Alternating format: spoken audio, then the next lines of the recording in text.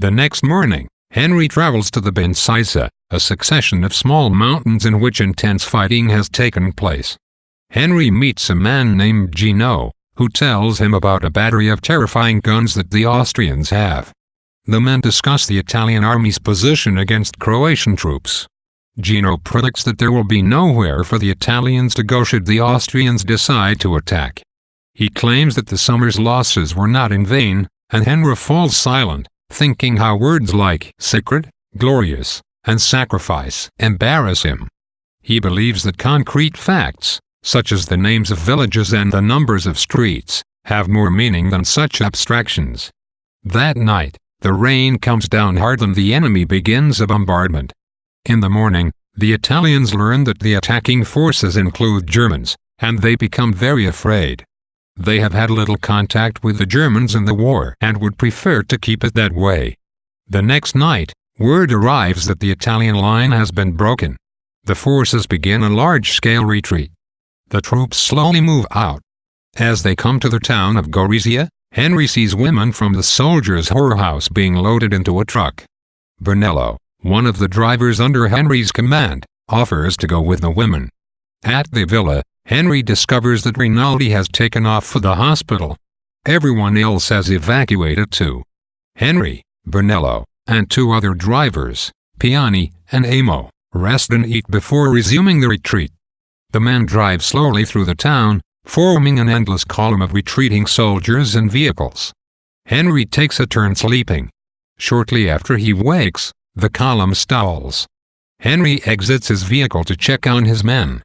He discovers two engineering officers in Brunello's car and two women with Amo. The girls seem suspicious of Amo's intentions, but he eventually, if crudely, convinces them that he means them no harm. Henry returns to Piani's car and falls asleep. His dreams are of Catherine, and he speaks aloud to her. That night, columns of peasants join the retreating army. In the early morning, Henry and his men decide to separate from the column and take a small road going north. They stop briefly at an abandoned farmhouse and eat a large breakfast before continuing their journey. Amo's car gets stuck in the soft ground, and the men are forced to cut brush hurriedly to place under the tires for traction.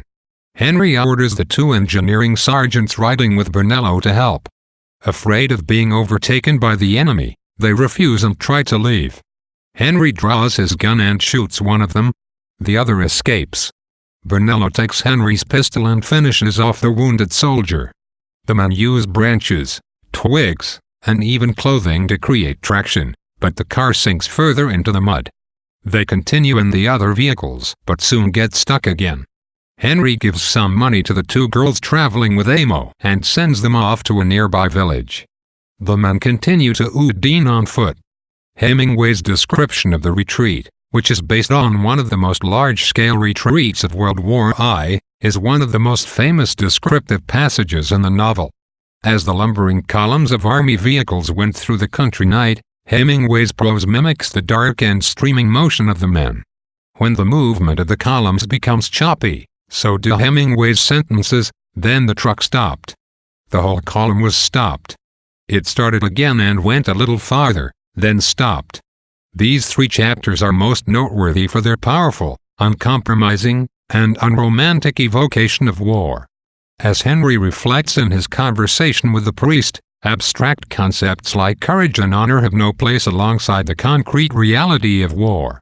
In describing the retreat, Hemingway strips war of its romantic packaging and provides the reader with only the most solid, evocative, and precise details.